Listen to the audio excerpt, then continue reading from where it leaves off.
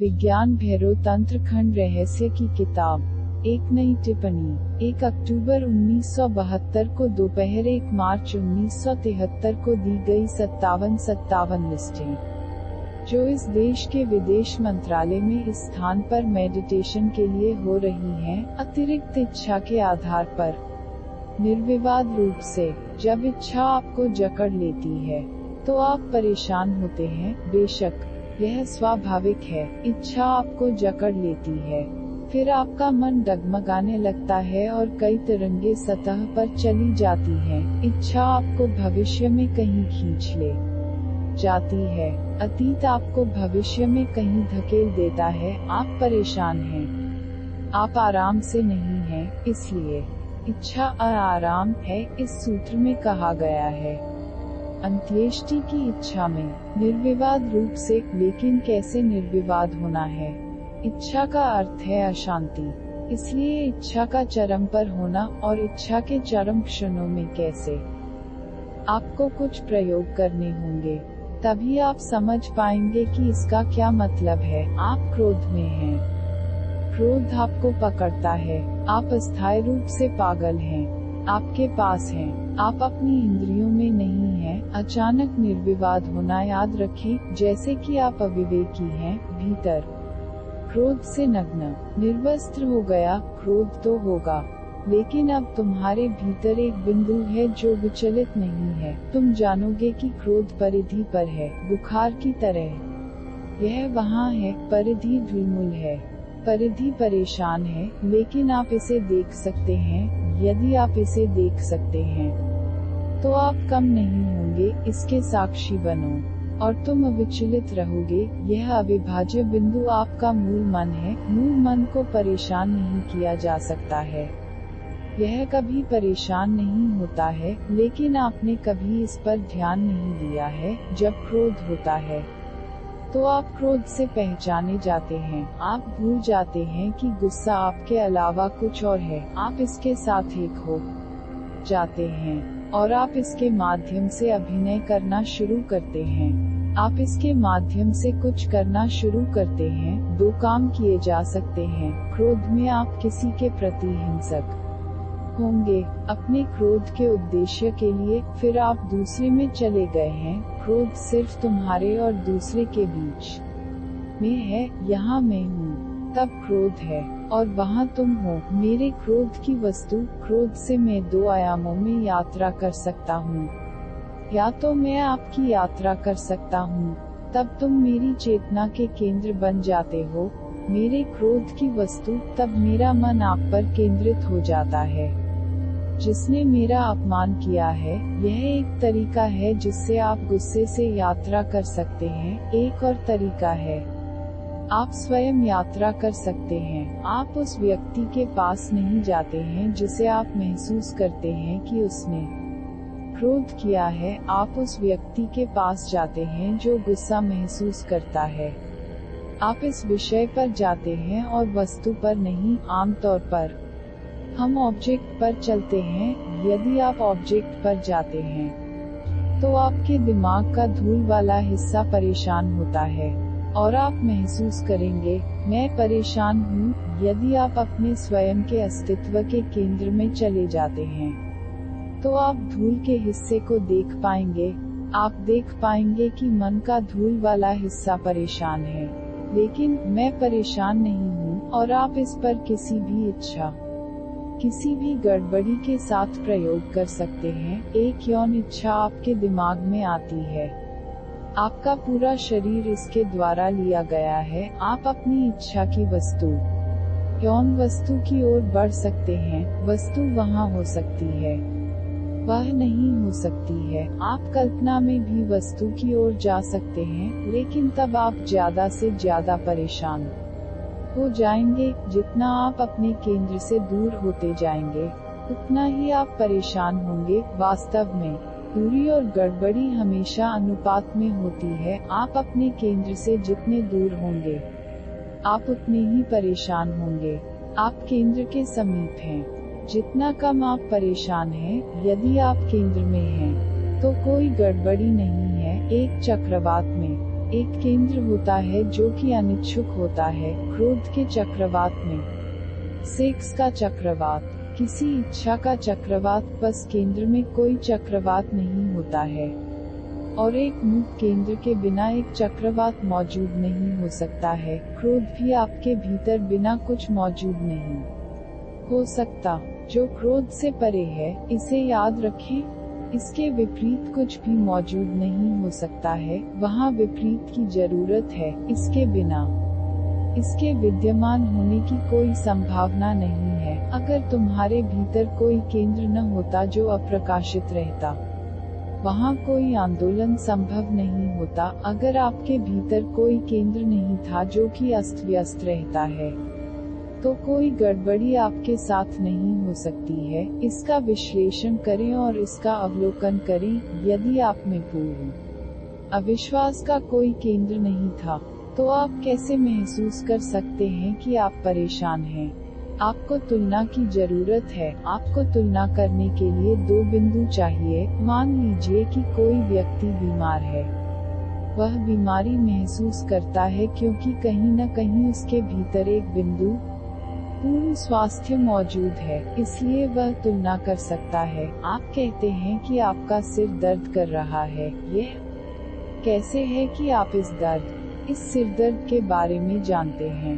यदि आप सिर दर्द थे, तो आप इसे नहीं जान सकते थे। तुम कोई और हो, कुछ और हो। पर्यवेक्षक, साक्षी, जो कह सकता है मेरा सिर दर्द कर रहा है। यह दर्द केवल उसी चीज से महसूस किया जा सकता है जो कि दर्द नहीं है। यदि आप बीमार हैं, तो आप बुखार हैं। आप इसे महसूस कर सकते हैं क्योंकि आप बुखार नहीं हैं। बुखार महसूस नहीं कर सकता कि बुखार है। किसी की जरूरत है जो इससे परे है। एक ध्रुवीयता की जरूरत है जब आप गुस्से में होते हैं। और अगर आपको लगता है कि आप गुस्से में हैं, तो इसका मतलब है कि आपके भीतर एक बिंदु मौजूद है जो अभी भी मौजूद नहीं है और जो एक गवाह हो सकता है। आप उस बिंदु को नहीं देख सकते हैं। यह दूसरी बात है, आप खुद को उस बिंदु पर नहीं देख सकते। यह एक और बात है, लेकिन यह हमेशा अपनी प्राचीन शुद्धता में होता है। यह वहाँ है। इस सूत्र में कहा गया है, अंत्येष्टि की इच्छा में निर्विवाद रूप से तुम क्या कर सकते हो।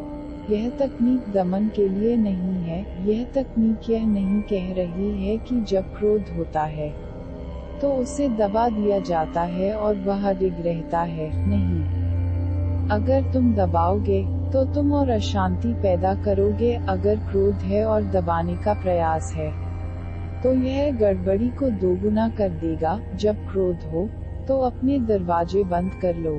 क्रोध पर ध्यान दो, क्रोध को होने दो। आप अडिग रहते हैं और इसे दबाते नहीं हैं। इसे दबाना आसान है, इसे व्यक्त करना आसान है। हम दोनों करते हैं। यदि स्थिति अनुमति देती है, तो हम व्यक्त करते हैं। और यदि यह सुविधाजनक है और आपके लिए खतरनाक नहीं है, यदि आप दूसरे को नुकसान पहुंचा सकते हैं और दूसरा आपको नुकसान नहीं पहुंचा सकता है, तो आप क्रोध व्यक्त करेंगे। यदि यह खतरनाक है, अगर दूसरा आपको अधिक नुकसान पहुंचा सकता है, यदि आपका बॉस या आप जिस पर गुस्सा कर रहे हैं वह अधिक मजबूत है, तो आप इसे दबाएंगे। अभिव्यक्ति और दमन आसान है, साक्षी भाव कठिन है। साक्षी भाव न तो है, यह दमन नहीं है, यह व्यक्त नहीं है। यह व्यक्त नहीं कर रहा है क्योंकि आप इसे क्रोध की वस्तु के लिए व्यक्त नहीं कर रहे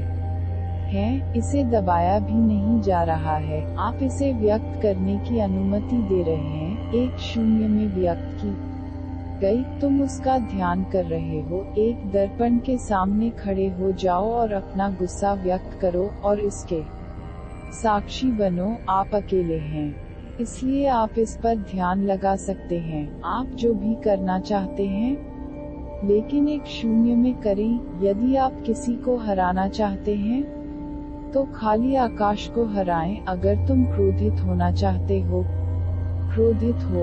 अगर तुम चीखना चाहते हो, चिल्लाओ, लेकिन इसे अकेले करो। और अपने आप को एक बिंदु के रूप में याद करो जो यह सब देख रहा है। यह नाटक तब यह एक मनोविकार बन जाता है और आप इस पर हंस सकते हैं और यह आपके लिए एक गहरी कैथरीन होगी। बाद में आप इससे राहत महसूस करेंगे और न केवल इससे छुटकारा पाकर आपने इसके माध्यम से कुछ हासिल किया होगा, तुम परिपक्व हो जाओगे।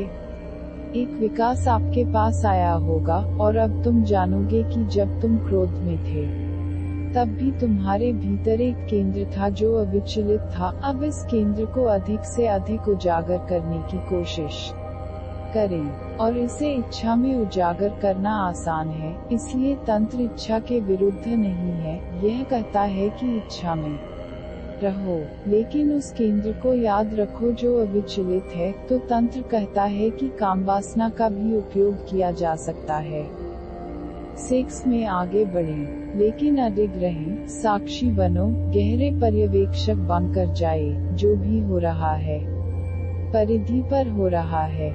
आप सिर्फ एक दर्शक हैं। एक दर्शक हैं। यह तकनीक बहुत उपयोगी हो सकती है और इसके माध्यम से आपको बहुत लाभ हो सकता है, लेकिन यह मुश्किल होगा क्योंकि जब आप परेशान हो जाते हैं तो आप सब कुछ भूल जाते हैं। आप भूल सकते हैं कि आपको ध्यान करना है, फिर इसे इस तरह आजमाएं। उस पल का इंतजार न करें जब गुस्सा आप पर होता है। पल के लिए इंतजार मत करो, बस अपने कमरे को बंद करें और जब आप पागल हो गए तो क्रोध के कुछ पिछले अनुभव के बारे में सोचें, इसे याद रखें और इसे फिर से लागू करें जो आपके लिए आसान होगा। इसे फिर से लागू करें, इसे फिर से करें, इसे रिलिव करें, इसे सिर्फ याद न रखें, इसे रिलिव करें। याद रखें कि किसी ने आपका अपमान किया था और आपको क्या कहा गया था और आपने उस पर क्या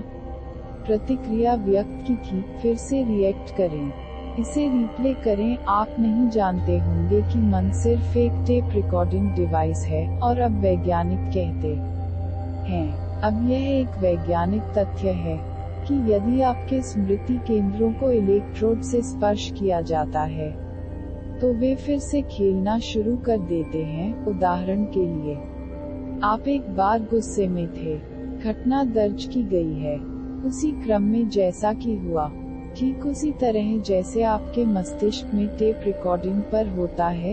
यदि इसे एक इलेक्ट्रोड द्वारा स्पर्श किया जाता है तो यह मिल फिर से शुरू होता है। आपको फिर से वही एहसास होगा, आपकी आंखें लाल हो जाएंगी, आपका शरीर कांपने लगेगा और बुखार हो जाएगा। पूरी चीज फिर से सक्रिय हो जाएगी। जिस क्षण इलेक्ट्रोड को दूर रखा जाता है वह रुक जाता है। यदि आप इसे फिर से ऊर्जा देते हैं तो यह शुरू से ही फिर से शुरू होता है। अब वे कहते हैं कि मन एक रिकॉर्डिंग मशीन है और आप किसी भी चीज को फिर से लागू कर सकते हैं, लेकिन बस याद नहीं है। रिलिव अनुभव को फिर से महसूस करना शुरू करें और मन को विचार मिलेगा, घटना तुम्हारे पास आएगी, आप इसे रिलिव करेंगे। इसे पुनर्जीवित करने में अविचलित रहें, अतीत से शुरू करो। यह आसान है क्योंकि अब यह एक नाटक है, वास्तविक स्थिति नहीं है। और अगर आप ऐसा करने में सक्षम हो जाते हैं तो आप ऐसा तब कर पाएंगे जब क्रोध की स्थिति वास्तव में हो, जब वास्तविक स्थिति हो, और यह हर इच्छा के साथ किया जा सकता है और यह हर इच्छा के साथ किया जाना है। यह अतीत से कुछ को फिर से लागू करने के लिए बहुत कुछ करेगा। हर किसी के दिमाग में निशान हैं, अस्वस्थ घाव हैं। यदि आप उन्हें फिर से लागू करते हैं तो आप असंतुष्ट होंगे। यदि आप अपने अतीत में जा सकते हैं और कुछ ऐसा कर सकते हैं जो अधूरा रह गया है तो आप अपने अतीत से दूर हो जाएंगे। तुम्हारा मन ताज़ा हो जाएगा, धूल फेंक दी जाएगी। अपने अतीत में कुछ याद रखें जो आपको लगता है कि निलंबित बना हुआ है। आप किसी को मारना चाहते थे, आप किसी को प्यार करना चाहते थे, आप यह चाहते थे और वह अधूरा रह गया है। वह अधूरी बात बादल की तरह मन पर मंडराती रहती है। यह सब कुछ प्रभावित करता है।